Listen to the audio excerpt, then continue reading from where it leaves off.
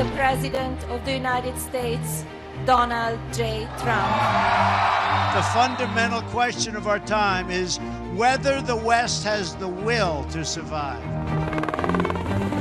This is an historic moment from which there can be no turning back.